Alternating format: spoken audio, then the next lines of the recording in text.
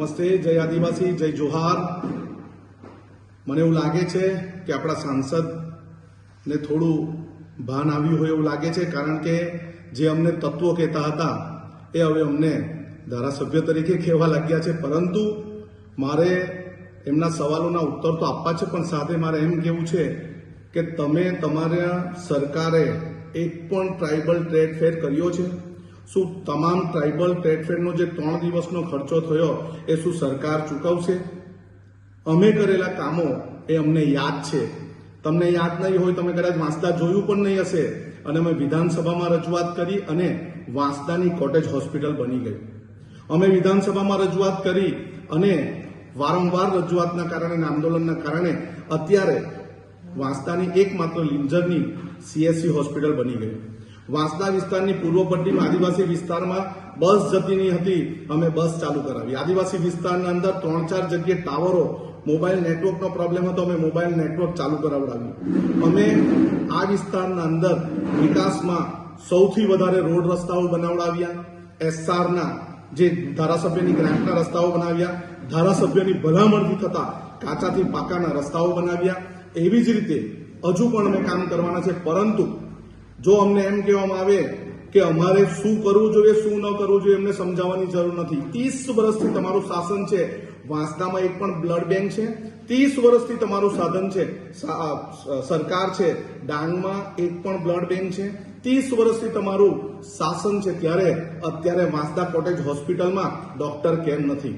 ચીખલીની વાત કરીએ, ચીખલીને વાંસદામાં લગભગ 13 થી વધારે PHC આવેલું, PHCના નવનિર્માણનું કાર્ય પણ અમે જ કર્યું છે, પરંતુ સત્તામાં તમે હોવાના કારણે 30 વર્ષથી તમે એનું ખાતમુહૂર્ત કરવાનો શ્રેય લઈ જાય છે, અમને પણ જાણ કર્યા વગર।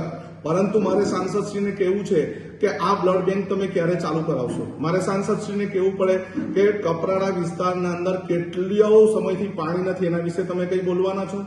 ગુડ્સ ટ્રેનનો પ્રોજેક્ટ આ વિસ્તારમાં આવી રહ્યો છે, શું તમે ગુડ્સ ટ્રેન વિશે એક શબ્દ બોલવાના છો? આ વિસ્તારમાં ભારતમાલા રોડ માટે શું તમે કોઈ દિવસ કોઈ આંદોલન કર્યું? કોઈને તમે રજૂઆત કરી? આ વિસ્તારમાં ઇકો સેન્સિટિવ ઝોન 42 ગામોમાં આવે છે, શું ઇકો સેન્સિટિવ ઝોન વિશે તમે કંઈ બોલવાના છો? રાહુલ ગાંધી શું બોલ્યા નથી બોલ્યા એની વાત નથી, પરંતુ તમારા RSSએ, તમારા ભાજપે ભારતનું સંવિધાન સળગાવ્યું, ત્યારે શું તમે રાજીનામું આપવાના છો? મારે તમને એક સવાલ છે, તમે તમારું કામ કરો। 2027ની વાત ભૂલી જાઓ। 2027માં અમે ગુજરાતમાં કોંગ્રેસની સરકાર બનાવીશું અને 2029માં તમારા જેવાને ઉખેડીને ઘર ભેગા કરી દેશું। મારે એમ કેવું છે, આ વિસ્તારની તમામ ગ્રામ પંચાયતોના મકાનો જર્જરિત છે, શું તમે બનાવવાના છો? તમે તમારું કામ કરો, અમને અમારું કામ કરવા દો। અમે તમને માથા પર ફાડ્યું બાંધતા કરી દીધા ને જય આદિવાસી બોલતા કરી દીધા, એ જ અમારી જીત છે। ટ્રાઇબલ ફેર જેવા કાર્યક્રમમાં તમે જઈને જાતની વાત કરો છો, નવરાત્રીના કાર્યક્રમમાં જઈને તમે રાજકીય વાત કરો છો, તમને શરમ આવી જોઈએ આવી વાતો કરતા। એક વખત 2027ની વાત છોડો, 2027માં અમે સરકાર બનાવીશું ને 2029માં કેન્દ્રમાં સરકાર બનાવીશું, તમારા જેવાને ઉખેડીને ફેંકી દેશું।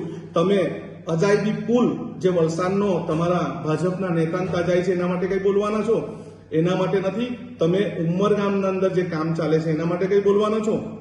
કેટલીઓ પ્રદૂષણ નાખતી ફેક્ટરીઓ છે, એના વિશે કંઈ બોલવાના છો? કેવડિયાના અંદર 2 આદિવાસી છોકરાઓને મારી નાખ્યા, એના માટે કંઈ બોલવાના છો? રાજભા ગઢવી પર એટ્રોસિટી દાખલ કરવાના છો? સંદીપનું મૃત્યુ થયું હતું સંજાણમાં, માત્ર મગરના આંસુ નાખવા માટે ત્યાં દોડી ગયા, પરંતુ એના માલિક પર એટ્રોસિટી એક્ટ મુજબની ફરિયાદ કરવાનો છો? તમે તમારી વાત રહેવા દો।